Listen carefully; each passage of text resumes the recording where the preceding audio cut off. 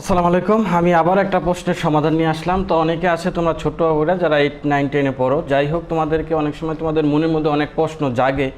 তো সেই প্রশ্নগুলো স্কুল সম্পর্কিত, ভর্তি সম্পর্কিত, রেজিস্ট্রেশন সম্পর্কিত, সার্টিফিকেট সংশোধন সম্পর্কিত, এই এই বিভিন্ন সম্পর্কে অনেক জানতে ইচ্ছা হয় যে আসলে বিষয়গুলো কি হয়, কিন্তু ছোটো ছোটো প্রশ্নের কারো কাছে জানতে চাইলে ঠিকমতো উত্তর পাওয়া যায় না। তো আমি তোমাদের সেই প্রশ্নের উত্তর বা সমাধান দিতে সবসময় প্রস্তুত। আশা করি এই জাতীয় কোনো এই রিলেটেড কোনো সমাধান পাইতে অবশ্যই আমার চ্যানেলটাকে বলবো তুমি এটা সাবস্ক্রাইব করে রাখবা। তোমার যাবতীয় যত প্রশ্ন আছে সব প্রশ্নের অ্যান্সার পাইবা। যদিও না পাও আমাকে কমেন্টস করে জানাবা, আমি সম্পূর্ণভাবে তোমাদেরকে বিষয়টা বুঝিয়ে একবারে খুব ভালোভাবে সলিউশন করে দিব যে এইভাবে করা হয় বা এইভাবে তুমি করতে পারো।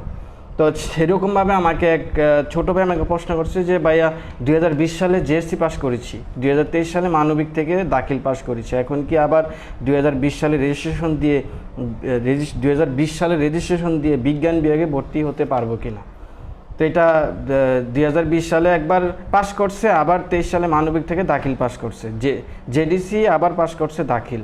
তো সেক্ষেত্রে আবার মনের মধ্যে প্রশ্ন আছে যে আবার আমি 2020 সালে রেজিস্ট্রেশন দিয়ে কি আবার আমি মানবিক বিজ্ঞান বিভাগে পড়তে পারবো কি না 2020 সালে? এখন এটা বলবো আমি না, এখন আর তোমার আর কোনো সুযোগ নেই, আর কোনো তুমি এখানে আর পারবা না, যেহেতু তুমি একবার জেডিসি পাস করে ফেলছো আবার দাখিলও পাস করছো।